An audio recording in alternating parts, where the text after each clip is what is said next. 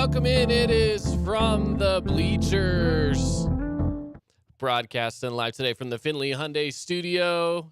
Caden Formaster and Mark Musgrave. The voice you know. Welcome in, everybody, on what's today? Tuesday? When's Tuesday? Today is Tuesday. Yes. Man, I am so off. I don't know. It's just been a weird week. It feels like Thursday. A little bit. I wish it was Thursday. I always wish it was Thursday. But Tuesday is good, though, because there's Region 9 softball and baseball tonight, so I'm excited about that. Yeah. Always excited about baseball going on, right? And softball. And softball. Yes. I know you're watching and calling a baseball game tonight, though, so of course we're gonna get into that because that is exciting stuff. That's always fun. Yes, right? So absolutely. So let's get into that. So just to start things off, let's go over a little bit of the schedule today. And here's the fun thing. If you go over to YouTube and you're watching us on YouTube, as you should be watching us on YouTube as well as listening on the radio. I mean, any way you catch us, we're happy. And it really is a great way to catch the show on YouTube. It's kind of fun. So you can participate in any interviews that we have. You can shoot us questions. You can just tell us how stupid we are or how good looking we are. And there'll be participation. Absolutely. So, yeah, it's a great way to take in our show is to go to our YouTube page and just watch it. Yeah. Anyway, so we added something today to the YouTube page. I like it. As all of the best sports places do, along the bottom of the screen, we now have the schedule. Yeah. For the games that are going on today and the scores from last night's games. So we got a fan ticker. It's a ticker. We're ticking.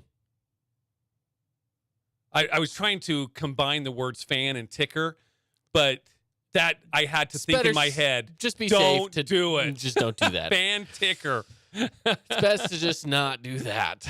Yeah. Anyway, so if you head on over to our YouTube page, you can check that out where we have today's games going across the bottom there. Yeah, cool. And one change in the schedule is that Cedar and Crimson, they have swapped the home and away days. So today, the Mustangs were supposed to go up to Cedar to play Cedar, and that game would have started at 3:00. Yeah. They changed location. So today, Cedar is coming down to play at Crimson Cliffs. And then Friday, Crimson Cliffs will go to Cedar. So they just kind of swapped the home and away. Apparently, with those last storms that went through Cedar and southern Utah, Cedar's field just isn't quite playable yet. So they expect it to be on Friday. Hopefully, they can get that ready and going. Yeah. Hopefully, it's weird. You don't want to say this because we always need the moisture. We always need the water. But hopefully there's no rain between here and next Saturday or this coming Saturday. I mean, yes. Because it's baseball season now. It is baseball season. Mother Nature, slow down a little bit. It's baseball season. You can rain on the weekends, but you can't rain on the weekdays. That's right. It's not permitted. We will see if she listens. Well, hopefully she does. Yeah, because we're already behind. We're a game behind. Now, I will say Dixie Cedar, they made their game up yesterday. Yeah. Dixie with a big win. What was that score? Caden, was it 10-0? Yeah, I want to say it was 10-0. I think it was 10-0 Dixie. Yeah. Over Cedar. So, but they are caught up and they are now on their regular schedule. Again, we have a couple of changes from last week that's going to be added to this week. I know Desert Hills will be hosting Crimson on Thursday. So they have 3 region games this week, along as much as everybody else does as well. Yeah. Dixie and Cedar just played theirs yesterday. Yeah. So just a little bit trying different. to catch up from those rains and storms that we had last week. Right. And, I hope we're done, but, looking at, I'm pulling up my weather app right now on my phone because I'm curious. I say I hope we're done, but I feel like, Thursday there is a 40% chance of rain here in St. George. So, I mean, we'll see what Friday actually ends up looking like for game day because there could be more snow on the field. in Cedar. Yeah, we'll just have to from wait Thursday. and see. So some more games today, baseball-wise. You've got Desert Hills. They're going out to Hurricane to take on the Tigers, and that will be our game of the week today. You can catch us. It's going to be a radio-only broadcast, but you can catch it right here on the Fan. Desert Hills, Hurricane, that will be at 7:30. Pre-game starting about 7:15. And then the other game will be Snow Canyon at Pineview. Pineview, this will be their first region game. They were off last week, so they didn't get behind in their region schedule, means that they had the bye, but they will take on the Snow Canyon Warriors tonight as well over at Pineview. Snow Canyon at Pineview. 7:30 start. All games are 7:30 start right now. And we'll let you know, other than the Cedar games, but that won't take place until Friday, hopefully. Yeah.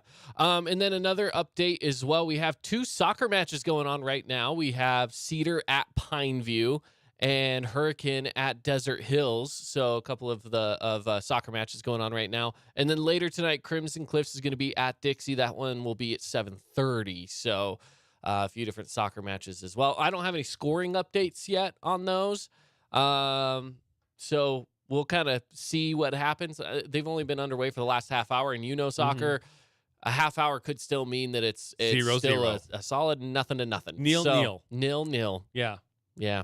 In softball, there's some games going on too. I'm assuming since the baseball field wasn't playable, I'm assuming the softball field wasn't either. So Cedar will probably be coming down to play Crimson. I'm sure they did the home and away swap as well.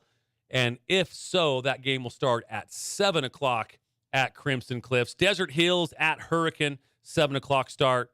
And the Lady Warriors will be at the Lady Panthers, and that is also a 7 o'clock start for softball. So, yeah, big slate of games tonight. The weather is good.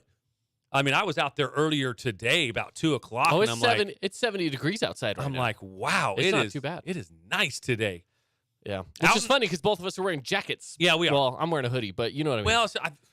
Well, yeah. Hopefully that breeze doesn't kick up out in Hurricane for the game tonight. So, well, it's best you bring a jacket, especially in these early region games. Oh, trust me, by the end of the season, it's gonna be toasty. We're definitely veteran parents, baseball parents. We've got the propane heater, we've got the hoodies, we got the gloves, we got the rocker chairs. Now, granted, I am a parent tonight, but I'll be on the call doing the play-by-play and broadcasting that game. But yeah, absolutely. We're not rookies at this. We will be very prepared for any turn in temperature, especially if that wind kicks up. Yeah, if that wind kicks up. If it doesn't kick up, I think it'll be a beautiful night for baseball out in Hurricane. Actually, all of southern Utah. Yeah. Hopefully Mother Nature will cooperate with us. She was pissed at us last week. She had her feelings felt, known. So hopefully she's nice this week. Yeah, hopefully. This got me thinking, just because last year when we were at state baseball, one of the things that I saw a lot at state baseball was something, and apparently you can pick it up at like a hardware store, but you can fill up a 5-gallon bucket with water. You know what I'm talking about. Absolutely. And there's basically a fan with misters in front of the fan and a hose, and the hose just drops into that 5-gallon bucket of water, and it's battery powered. It sucks up the water, and it can mist you. Have you invested in one of those? No, not yet. Because that's something that we might need to look into for us here at the Fan as well, just to help keep us cool when we're broadcasting baseball. That was hot last year. Last year, state baseball. Oh, I was red. Yeah. I'm naturally a red person anyways. Right. Like I always have a little rosy cheeks, I was like cherry red. Yes, you were dark burnt. red. You were burnt. It was not good. No question about it. It was not good. No question about it. So I'm hoping this year I can be a little better at that and actually, take care of myself a little more. I got to throw out the sunscreen. I just got to throw that into a bag. I know. And keep it on hand because I'm horrible at that. Whenever we go out to, we go paddleboarding in the summers a lot too. And I'm still one of those people that I'm just like, I'm good. I'm fine. Yeah. I won't burn. I always burn. I'm the same way. Every single time I burn. I don't have quite as fair a skin as you do. Yeah. But I'm the same way. I don't do a lot of that. Yeah, it's not fun. Hey, do want an update, do some shout-outs to some of these players. Yeah, let's go for it. Stat leaders early, Region Yeah. 10 baseball. I'm going to go batting average first. McKay Wright over at Crimson Cliffs is leading Region 10 right now with a 636 average. That's not too shabby. That'll get it done, Caden. Yeah, for sure. That will definitely get it done. And you had to have a minimum of, let me look at the qualifications here. At least 12 plate appearances and have played at least 4 games. That's the qualifications early on. And he just does make that plate appearance. He has 15 plate appearances, so he does get that in. 636 batting average. Kaysen Bell over at Dixie, he is batting .571. Tyler West over at Crimson is batting .500. Sam Johansson out at Hurricane, we'll have him on the call tonight. He's batting .500. Hayden Smith over at Snow Canyon, batting .487. Mikhail Swenson over at Snow Canyon, .471. Cruz Sechrist, Snow Canyon, .462. Boy, a lot of Snow Canyons right through here. Yeah, for sure. Ryder Harrison, Snow Canyon, .458. Blake Watson over at Dixie, batting .455. And to round out the top 10, Landon Musgrave over at Desert Hills, batting .450. So there's your batting average leaders for baseball. For softball, Reagan Johnson over at Pineview, she's batting .615. Emma Daniel from Snow Canyon, .568. Abby Morris over at Crimson Cliffs, .556. Man, these are great batting averages. I don't care how early in the season it is. That's awesome. Sophie Staley over at Crimson Cliffs, batting .500. Paisley Lance over at Crimson Cliffs, batting .500 as well. Jamel Mullins over at Dixie, .483. Eliza Kesterson, Dixie, .481. Riley Green over at Desert Hills, batting .471. Janelle Jones over at Desert Hills, batting .450. And Lexus Ludlow in Cedar, batting .429, rounds out our top 10 batting averages for softball. I have a couple more stats for you. I'm on softball still. Okay. This is impressive. So let's look at statewide home run leaders. Okay. Home run leaders. The top 4 are 4A. Nice. 2 of which are from here in Region 10. Jamel Mullins from Dixie and Emma Daniel. Jamel Mullins with 5, Emma Daniel with 4. So that in itself is very impressive. And then you go to statewide triples. We have Kyla Humphreys from Enterprise with 3, making the top 3 as well. All right. And then you have statewide doubles. There's a few with 6. There's one with 7. And then a few with 6 that are kind of in that number 2 range, right? Sadie Spencer from Desert Hills has 6 doubles. And Jayla Wybright and Morgan Staley. Jayla Wybright from Desert Hills, Morgan Staley from Dixie, they have 5. Abby Morris also has 5. Those are a couple others that are in the running right there. RBIs, Emma Daniel, 22 RBIs leading the state right now. Yeah, that's awesome. Leading the state completely. And by the way, the next closest has 16. So it's a commanding lead with RBIs right now at 22. And then Morgan Staley for statewide wins is 2nd. So, yeah, right now, 4A, Region 10 specifically, softball is kind of killing it in the stats. So, yeah, take what you can get. That is awesome to hear. And we'll keep it on softball here and go over the region standings. Again, we're early. Desert Hills 2-0, Cedar 2-0, and Snow Canyon 2-0. Then you've got Hurricane, Crimson, and Dixie, obviously all 0-2. And Pineview, the Lady Panthers play tonight. They'll get into the region action starting tonight as well. So, early on, but that's the way they stand right now for softball. So, over for baseball, looking at the stats for baseball, statewide home runs. You ready for this? Yeah. Number 1. It's got to be Starley. Sam Lindsay. Sam Lindsay. How many does he have? 6. What? He's got 6. Sam. Number 2 with 5 home runs, Hayden Smith, also from Snow Canyon. Boy, they're banging the ball over there. Wait, what? Is the elevation higher over there in Snow Canyon? I don't know. My goodness. but they're killing it over there. Starley with 4 home runs, Okay. by the way, so he's in that next tier. Batters with 5 home runs. There's 3 of them. 2 of them from 4A. Hayden Smith, obviously, from Snow Canyon with one of those. Breck Starley with 4. Mikhail Swenson from Snow Canyon has 3 home runs as well. So, the guys are they're getting the ball out of the yard. Triples, Braxton Yates from Dixie with 3 triples right now. Wow.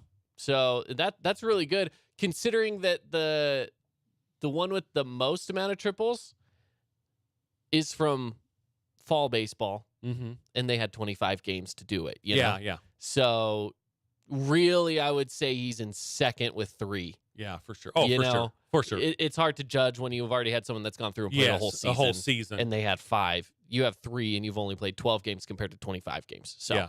I'll take the ratio there. Boston Vest had 3 as well, 3 triples.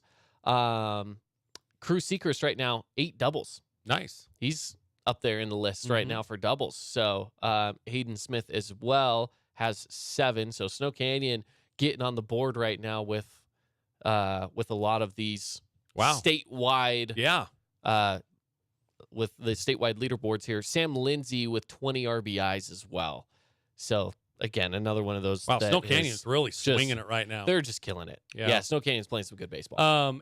Baseball standings right now, Dixie is the only team that's 2-0 because they got that makeup game done yesterday. So they're sitting 2-0. Snow Canyon 1-0 and Crimson 1-0. Desert Hills, Hurricane, and Cedar. Cedar's 0-2. Desert Hills and Hurricane 0-1. And they will catch up by the end of the week, hopefully. Man, one of the things that really stands out to me with Dixie is they've allowed 0 runs. Now, their first week opponent was against was Cedar. You're talking about it specifically just for in region play. Region play is what I'm talking. They shut out Cedar 20-0 over the past 2 games. So Dixie pitching staff looking good. We knew Kason Bell was going to be a lights out. Boston Vest sounds like he's going to be lights out as well. And whoever else they put up on the mound is doing great things in Flyer Blue for sure. Yeah. And, looking at this right here, so Dixie is 11-1 on the season right now. Their one loss, it was a 4-3 loss. Yeah. In their wins here, it's, 4-1, 4-2, 12-0, 14-0, 8-7. So through 5 games, they allowed only 10 runs through 5 games. 2 runs a game ratio, right? Like that's what it would average out to. That's insane. That's actually that is very good. Yeah, I was just talking to.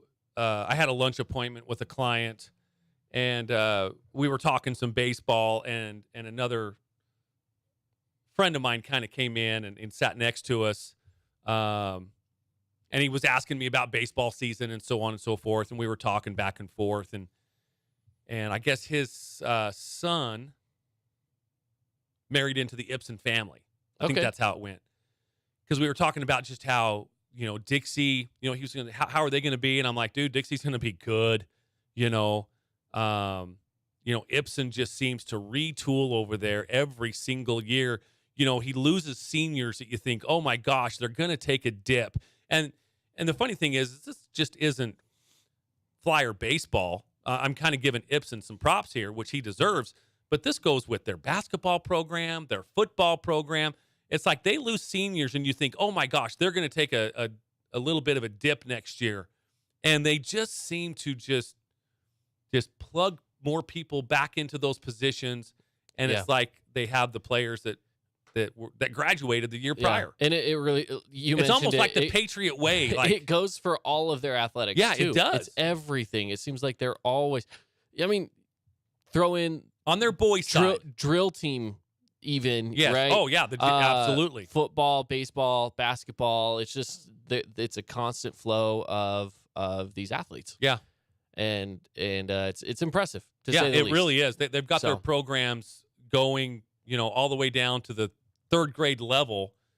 So and they just start they just start working those athletes and doing everything right, it Yeah. seems like. In fact, I just saw I think it was an Instagram post for Dixie Flyers, like their younger teams, like their 5th grade basketball team and like their 7th grade basketball team or something, where they took first place over at Nets on Fire in some tournament that they had going on. It's one of those you're like, give them and I'm like, 7 years and there's we'll Dixie, be right back. There's Dixie, but they're working that program. It's just it starts at the youth level, and then by the time they get to high school, they know the Flyer way. Yeah. Shout out to those youth coaches. Yeah. for getting absolutely to where we're the ones talking about. Ibsen, Man, Roberts, it's and those guys, all the head coaches over there, they have to be thrilled with their youth programs. Yeah, absolutely. Absolutely. It is very impressive. And I'm not saying that other schools don't have great youth programs. Hey, Desert Hills, Crimson, Snow Canyon, Pineview, you Hurricane, you all have great youth programs.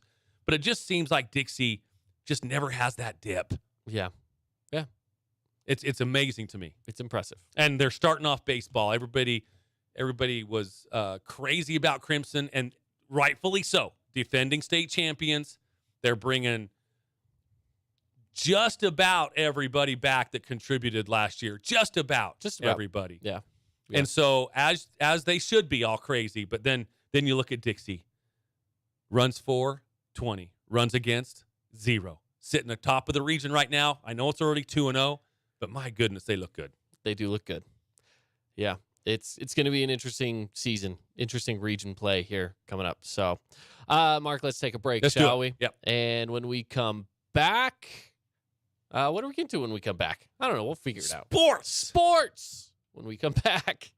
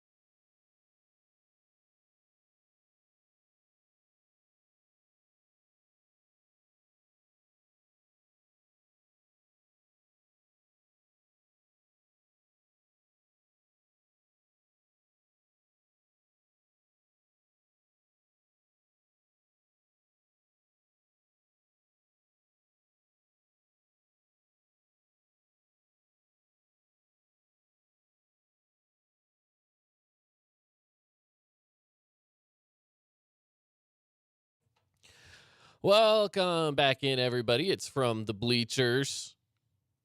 Caden Formaster here and Mark Musgrave. The voice you know.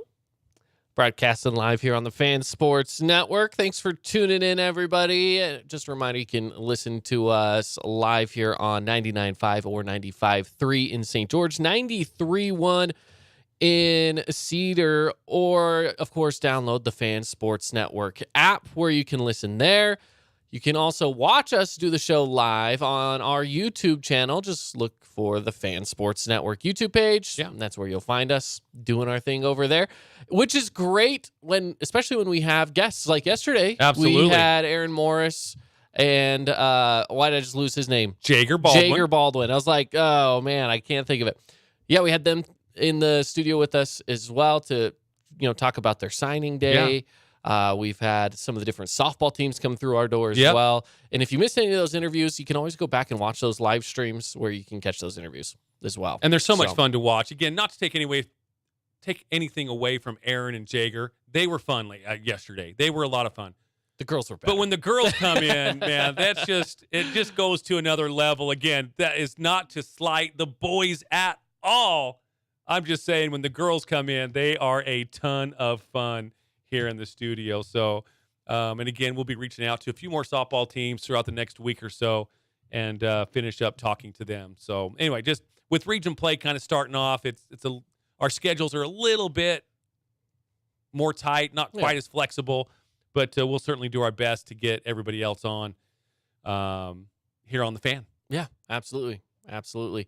It's always fun to get some of those athletes in our door. So, and if you did miss out, like I said, if you missed out on any of that content, head on over to our YouTube page. You can always rewatch it later if you missed any of those interviews with those players and whatnot. So, we've been pretty good. We've streamed just about every single show since we've been able to get the cameras hooked up and we're in the new studio and stuff. So, it's been kind of nice. Nice to have another platform for people to catch the interviews and some of the local stuff we're doing here. So absolutely. Hey, love all the new little everything that you're adding to it, little step by step, making it better. Week by week, day by day, it's looking so good. Katie's done a great job. It takes a lot of work. I can't imagine people that are running like a full blown TV studio, but what we're doing, it works for what we're doing. It's pretty good. It's pretty good. Can't complain. Hey, let's talk about something cool that ESPN is doing something right now. They're pushing a story that was really hard hitting for us here in Utah, and especially for Ute fans. Yes. And they're doing a big 30 for 30 on Lauren McCluskey, right? Yeah, it really is. It's kind of interesting. ESPN has done like a 4-year investigation talking Has to. it been 4 years? 4 years. It has been. Yes. Wow. Yeah. That's crazy. Actually, it was October 22nd, 2018. Jeez. But ESPN has been working on this for 40 years, just interviewing people. I'm about 10 minutes into it.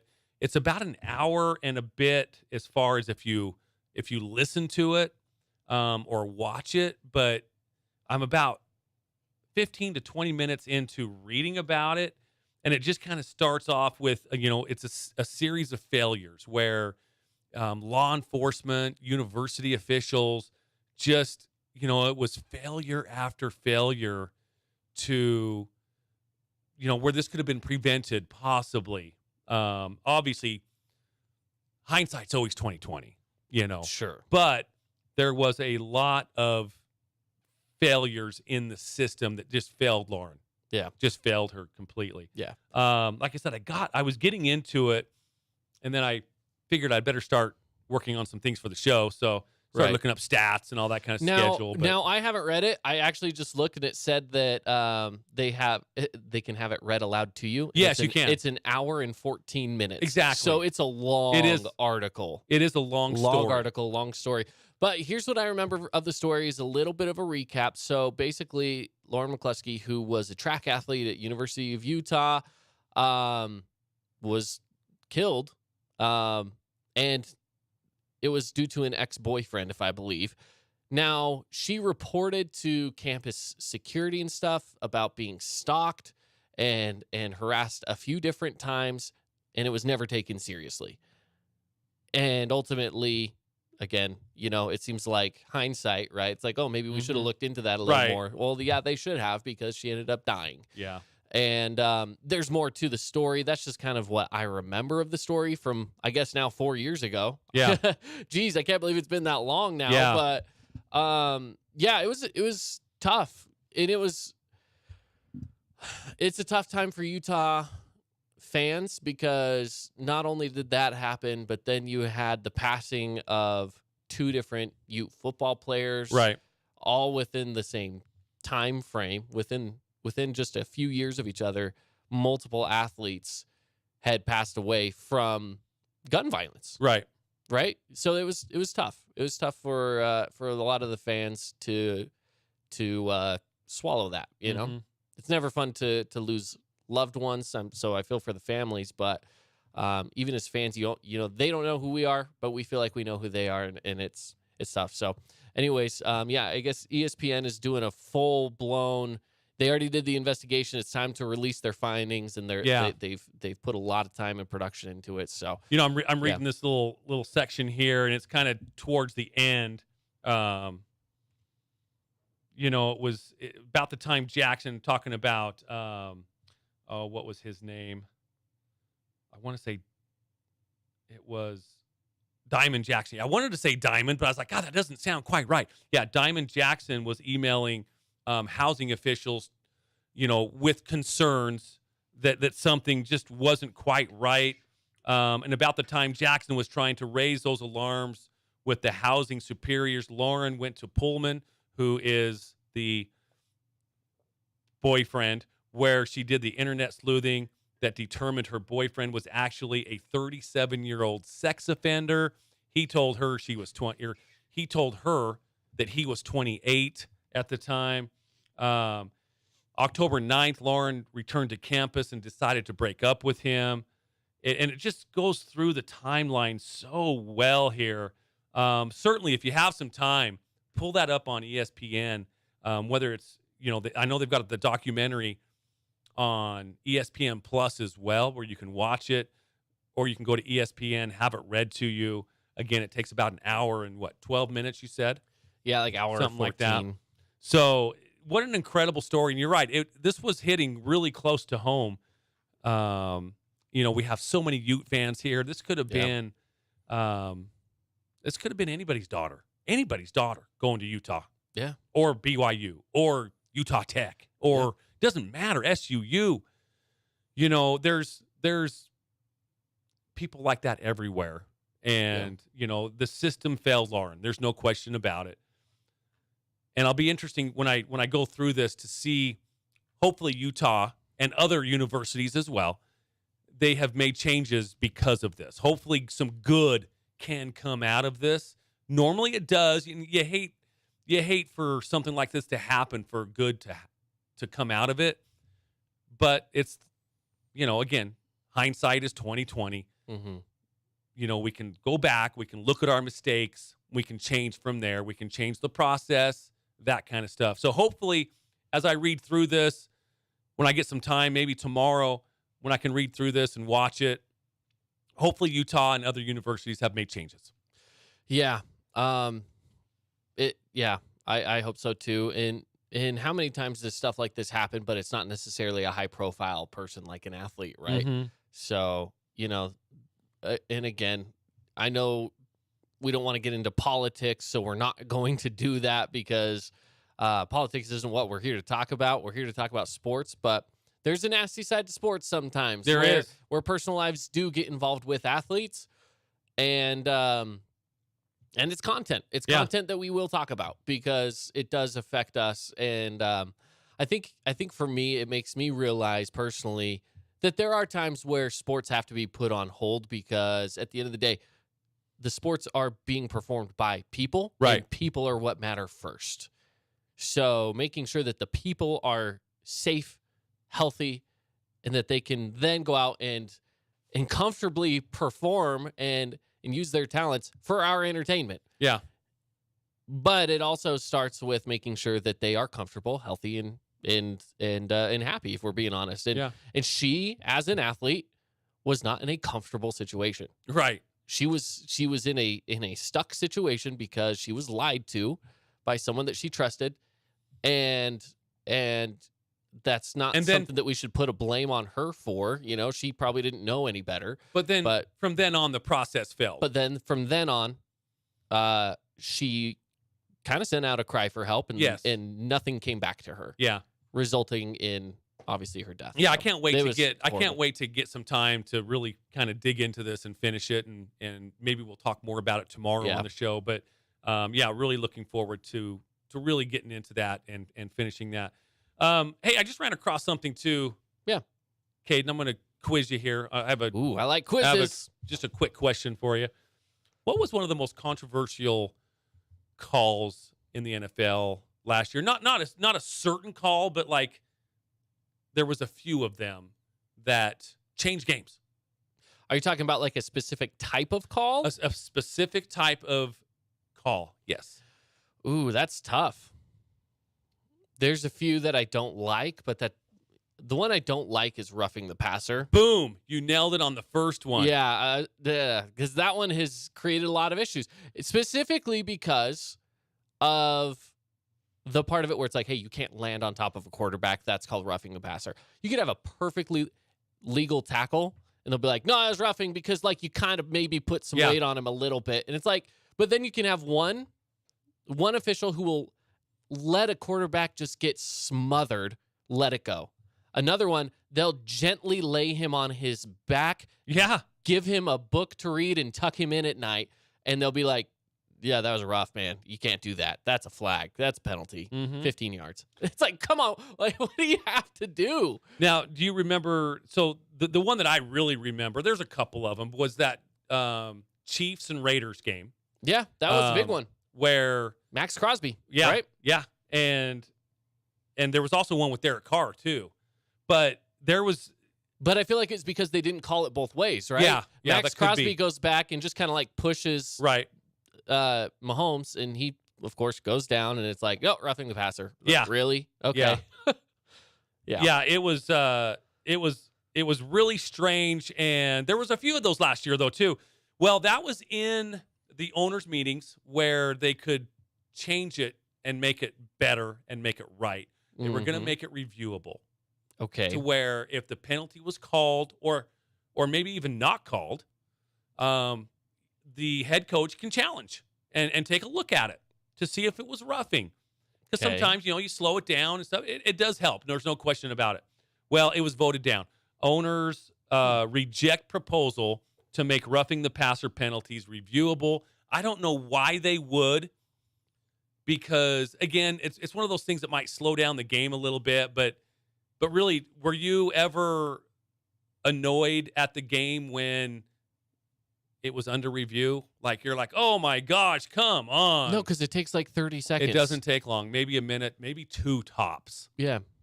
I mean- it's shorter than a timeout, and they take plenty of Yes. timeouts. Yes. So Because how many times do they take media timeouts that aren't actually called timeouts, right? That we have Right. to just sit there. It's like, okay, well, guess what? Now you can play more commercials and you make more money. So why would that be a bad thing for the NFL? Because the NFL is a money-making machine. We know that about them. Why not just let them say, all right, yeah, let's do it, because then we can sell more ads. Great. yeah. So the Rams proposal. So the Rams are the ones that kind of They spearheaded this one. yeah. The Rams' proposal on roughing the passer was not expected to receive support from the league's competition committee. Now, this is per NFL Network's Judy Batista. Reported in late February, the committee reviewed more than 80 examples of roughing the passer penalties and found just 3 that the group deemed questionable. I think I can think of 3 or 4 off the top of my head. And we didn't even watch every game. Yeah, exactly. So I'm finding this to be I'm going to deem this questionable. Now, is it questionable ones that were called or questionable ones that weren't? Because there were some that weren't called that I thought was clearly under the definition of roughing the passer. That's what I'm curious about. Or is it, hey, there were some that were called that maybe we could have taken back? Because the big problem I have is both sides of it. Right. It's like your quarterback could get absolutely smashed and there's no call. Right. Or you have the flip side of it where, like I mentioned before, where, they kind of just get carried down to the ground, not tackled. They just kind of get wrapped up, and it's like, all right, let's gently set you down. And it's like, nope, that's roughing. Yeah, You know, which side of it is that counting? And it seems like, there's certain quarterbacks where they're certainly more careful and more apt to throw a flag on roughing the passer than other quarterbacks. Now, granted, the Lamar Jacksons of the world, Kyler Murray's, you get outside the pocket, you're treated as a runner.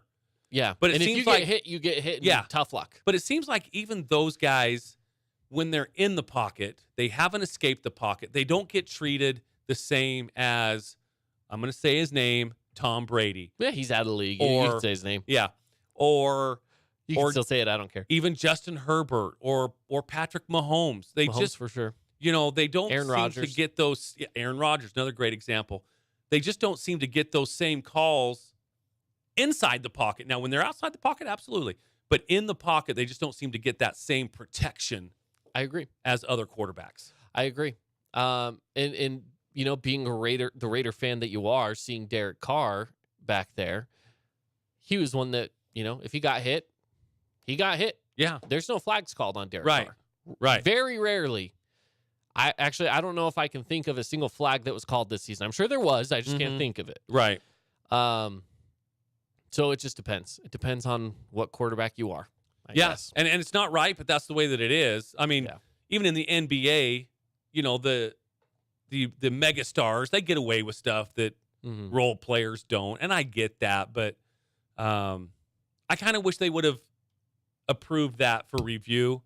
Remember a couple of years ago, they took away the review of pass interference, right? And again, I kind of wish they would put that back in as well. I mean, get the call right. Yeah. I mean, football is such a quick physical sport. It's so fast. I don't doubt that these officials are going to get it wrong on occasion. So if we have something in place where they can make it right, why not? Why not make it right? Because it is a physical, fast, hard-hitting sport that I think when you slow it down, it helps a tremendous amount to get the call right.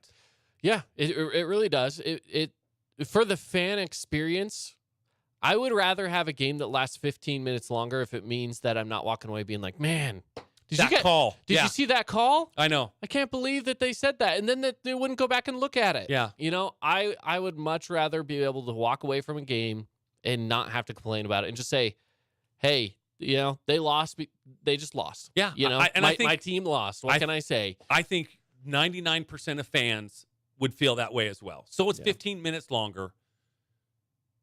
I'm with you on that. And really? Because there's so many games that, especially last year, with pass interference and roughing the passer, that whether they should have been and it wasn't called or the other way around, it's interesting. And really, it would be probably 5 minutes longer if we're being honest with ourselves. 15 is generous. 15 would be like 4 or 5 plays that are now reviewable that weren't before. Right. And we're probably looking at maybe 1 or 2 plays per game that you would have to go look at. An extra 5 to 10 minutes, maybe, depending on how egregious it is. If it's one of those where they can look at it and be like, oh, yeah, we did get that wrong. 30 seconds. I know. Whatever. Anyways, just something I saw I wanted to bring up and share our thoughts. Yeah, I like that. Glad we did. We're going to take a break and have more coming up next. Stick around here on From the Bleachers.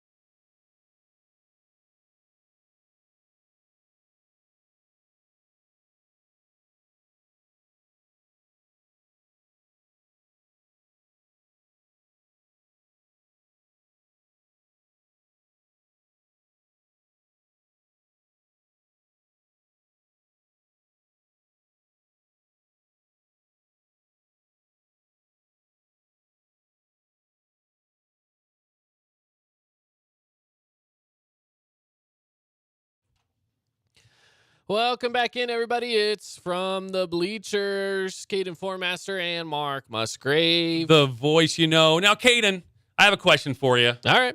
Let's hear it. You say you're a Angels and a Cubs fan, right? Yeah. Well, how far would you travel to go watch them play? Here's the thing, Mark. I already know the answer to this. You do? Yeah. Darn you. You're always looking at my notes. I'm not looking at your notes. I had somebody in this building say, hey, have you seen this thing? And I'm going to give the fans a peek behind the curtain let's here. do it. Let's do it. There are things that we subscribe to as radio people Yes. that basically give us topics of conversation sometimes. Dude, It's just some of them are fantastic. Some of them are great. And it's just kind of like, hey, look at this. So anyways, one of those people that's on a different one of our stations here at Candy Media. It's Monica from Coney Country. Yeah, She's Monica. a friend of the station. She was like, have you seen this? And I said, nope, interesting. Anyways, continue though. Yes. I will say this. That answer is also my answer. I'm like, that's about as far as I'd go. Is it? Yeah, more or less. So there was a survey of sports fanatics, Yeah. sports fans. The average super fan would trek 5 hours and 48 minutes to see a big game, and 45% of them have traveled outside of the country for a game. Now, I'm not big into going outside of the country for whatever reason. Like, I wouldn't go to Mexico City to watch the Raiders and the Chiefs play. I just wouldn't. Yeah, I don't care to do that. Um, But here's the thing. A lot of people, this is probably like, my favorite sport is soccer, and my favorite team is Manchester United. So Yeah. I have to go watch them in England. yeah, You know what I mean? Like, it's probably Yeah. something like that. yeah. So anyways, just shy of 6 hours is how far fans will travel. I do the same thing. I'm a Dodger fan. I definitely travel to And it's about Los 6 Angeles. hours. Yeah. See, Yeah. and that's the thing. I'll go drive down there for a game. I've done that. Mm-hmm. I did that last summer. Yep. There's a reason why I have been to Angel Stadium and a reason why I have not been to Wrigley Field. That's true. Because Chicago is... Now, here's the thing. It's probably about a 6-hour flight to Chicago, but it's also more money. I don't think it's that much. It's probably not that far. No. So, I don't know. Maybe one of these days I will get to Chicago. You need to, because I think you need to check that Wrigley Field off Oh, your bucket 100%. list. I will at some point I in my do life. too. I you know, the few times that I've been in Chicago,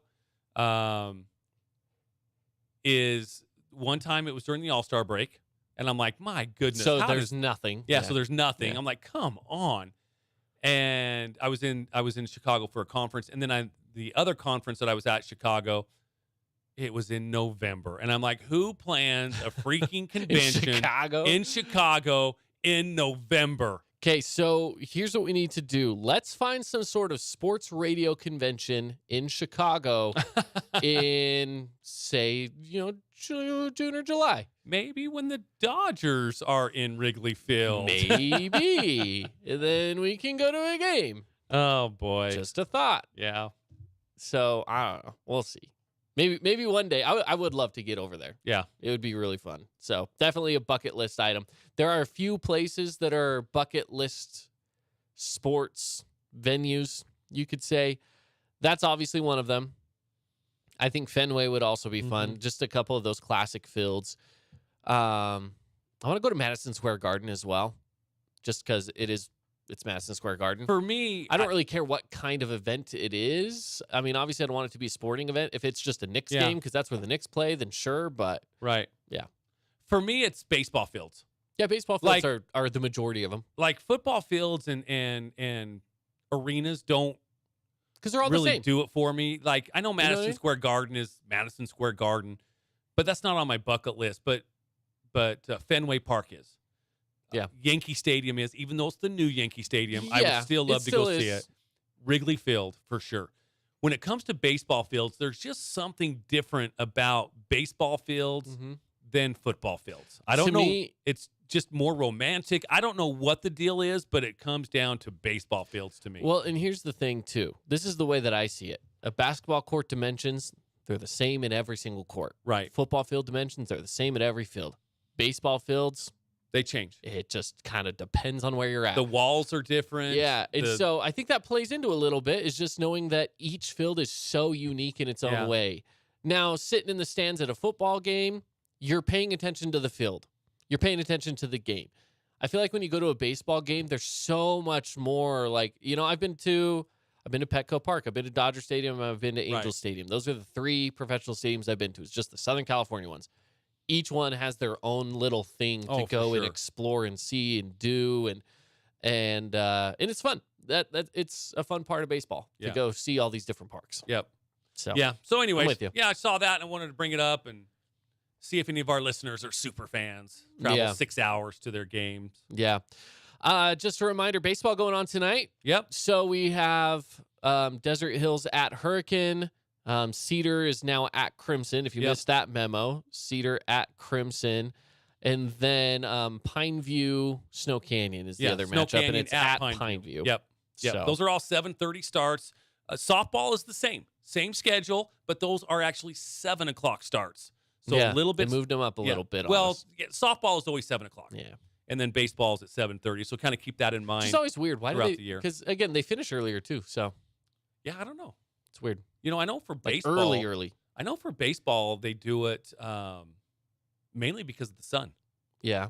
I mean that makes sense. So I mean, at 7:30, the sun is actually getting down, and it might still kind of be but it's far enough down that it doesn't. it's not affect going to as much. affect it. Yeah, whether you're playing first base, third base, outfields, those positions. And it's that not kind of like thing. it's not like major leagues where you have a batter's eye out there in center field to help you be able to visually Yeah. see the ball coming in. Right.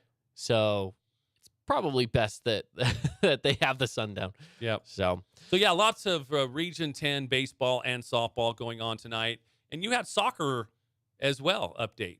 yeah, so we had soccer. I still don't have scores, but we can at least Yeah. pull up the Make sure we get the schedule down. pull up the schedule here. Let me just get it pulled up real quick. I should know this since we already talked about it, but let me get it pulled up again. So we have Cedar at Pineview. Hurricane is at Desert Hills. Those 2 games are already well underway. Mhm. Again, no scoring updates there. Crimson is at Dixie at 7:30 as well. So those are the updates there. And then, by the way, the Pineview Invitational was last week for track. So if you are a fan of track and field, you haven't seen that. Obviously, we're not going to go over every single detailed list. There were dozens of schools at that event. So you can go online to athletic.net. That's where I found is one of the best places to get some updates on how your track athletes finished. So check that out. We're actually going to head out a little early today because we got baseball tonight. So broadcasting baseball tonight. Got to so get we out to can Hurricane and get set get up. set up and whatnot. So yeah, so we're going to get out of here a little early. So thanks for tuning in, and we'll see you tomorrow.